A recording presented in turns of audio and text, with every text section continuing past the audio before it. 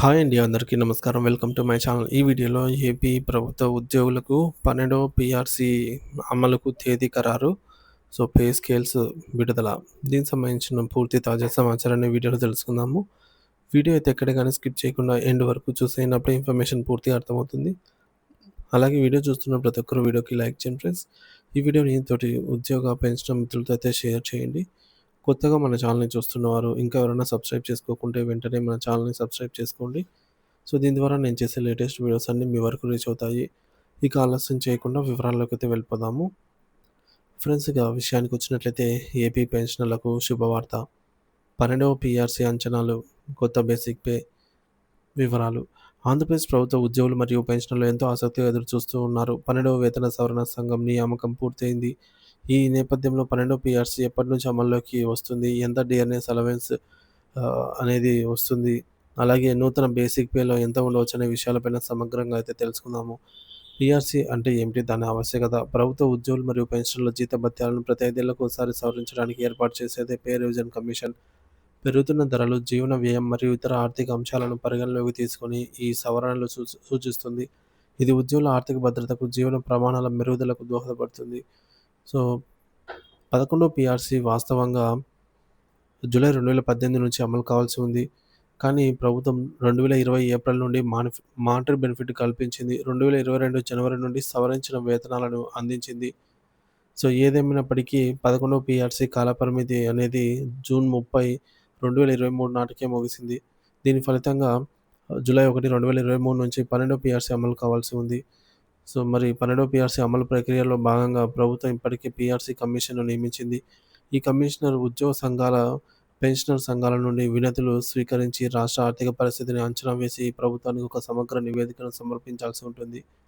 ఈ నివేదిక సమర్పణకు సాధారణంగా 1 సంవత్సరం సమయం పట్టవచ్చు. మరి పీఆర్సీ అమలులో కీలక అంశం డీఏ-డీఆర్ విలీనం.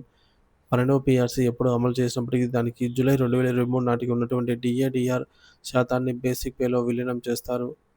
సో, రాష్ట్ర ప్రభుత్వ ఉద్యోగులకు సంబంధించినటువంటి ఈ యొక్క డీఏ అనేది అప్పటికి 26.39% అనుకుంటే, దీన్ని బట్టి విలీనం చేయవలసిన డీఏ 12వ పీఆర్సీ జూలై 2023 నుంచి అమలవుతుంది కాబట్టి, ఆనాటి డీఏను పెరుగుదలను కూడా పరిగణించాలి.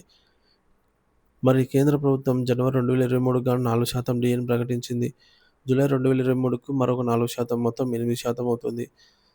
సాధారణంగా కేంద్రం ప్రకటించిన డీఏలో రాష్ట్ర ప్రభుత్వం సుమారు 0.91% చొప్పున రాష్ట్ర ప్రభుత్వ ఉద్యోగులకు వర్తింపజేస్తుంది. అంటే 8%కి గాను 7.28% అదనంగా అయితే రావాల్సి ఉంటుంది. మొత్తం విలీనం అయ్యే డీఏ ఈ యొక్క 33.67% అవుతుందన్నమాట. జనవరి 2023, జూలై 2023కు సంబంధించిన డీఏ.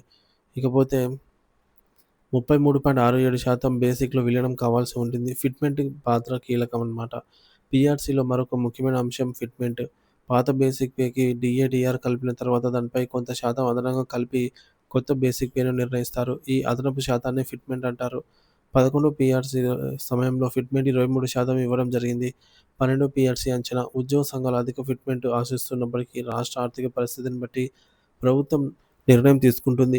ఉదాహరణకు 20% ఫిట్‌మెంట్ ఇస్తారని అనుకున్న కొత్త బేసిక్ పే అంచనా ఈ విధంగా ఉండబోతుంది. జూలై 1, 2023 నాటికి విలీనం కావాల్సినటువంటి డీఏ 33.67% మరియు అంచనా వేయబడిన ఫిట్‌మెంట్ ఆధారంగా కొత్త బేసిక్ పెన్షన్ ఎంత ఉండవచ్చో చూద్దాము. మొత్తం పెరుగుదల శాతం విలీనమయ్యే డీఏ ప్లస్ ఫిట్‌మెంట్. కొత్త బేసిక్ పే, పాత basic pay plus DA plus fitment. ఇక ఫిట్‌మెంట్ 20% అనుకుంటే పెరుగుదల ఎంత ఉండొచ్చంటే 53.67% పెరుగుదల అయితే ఉండవచ్చు బేసిక్‌లో. నూతన బేసిక్ పే ప్రకారంగా ఈ మేరకు పాత బేసిక్ పేలు ప్రతి 100కు ఈ విధంగా రూ. 153 అయితే రావటం జరుగుతుందన్నమాట. ఇక 40,000 బేసిక్ సాలరీ అనుకున్నట్లయితే 40,000కి గాను రూ. 61,000 బేసిక్ పే అవుతుంది. ఇక రెండవ సందర్భంలో ఫిట్‌మెంట్ 23% ఇచ్చారనుకుందాము. మొత్తం పెరుగుదల శాతం 56.67% పెరుగుతుందన్నమాట. సో, మనకు 40,000 సాలరీ ఉన్న వారికి ఈసారి రూ. 62,668 అవుతుంది. అదే మూడో సందర్భంలో ఫిట్‌మెంట్ 25% ఇచ్చారనుకుంటే 58.67% పెరుగుదల అయితే ఉంటుంది బేసిక్ పేలో. అంటే 40,000 బేసిక్ పే ఉన్నవారికి సుమారుగా రూ. 63,468 అయితే అవుతుంది బేసిక్ పే. సో, ఈ విధంగా ఎలా లెక్కించుకోవాలి? మీ ప్రస్తుత బేసిక్ పే మీకు తెలిస్తే పైన తెలిపిన సూత్రాలను ఉపయోగించి వివిధ ఫిట్‌మెంట్ శాతాల ప్రకారంగా మీ కొత్త బేసిక్ పెన్షన్ ఎంత ఉండవచ్చు అని అంచనా వేసుకోవచ్చు. సో, నూతన basic pension is equals to మీ ప్రస్తుత బేసిక్ పెన్షన్ ఇంటూ 33.67% అలాగే ప్లస్ అంచనా వేయబడినటువంటి ఫిట్‌మెంట్. సో, పైన పేర్కొన్న డీఏ, డీఆర్ శాతం ఫిట్‌మెంట్ మరియు గణాంకాలు కేవలం అంచనాలు మాత్రమే అండి. పీఆర్సీ కమిషన్ నివేదిక రాష్ట్ర ప్రభుత్వ ఆర్థిక వనరులు మరియు ఉద్యోగ సంఘాలతో చర్చల అనంతరం ప్రభుత్వం అధికారికంగా ప్రకటించే గణాంకాలే అంతిమమైనవి. ఈ సమాచారం కేవలం అవగాహన కోసం మాత్రమే. పెన్షనర్లు మరియు ఉద్యోగులు 12వ పీఆర్సీ ద్వారా మంచి ప్రయోజనాలు పొందాలని అయితే ఆశిద్దాము. అధికారిక ప్రకటన కోసం వేచి చూడడం అయితే ముఖ్యము.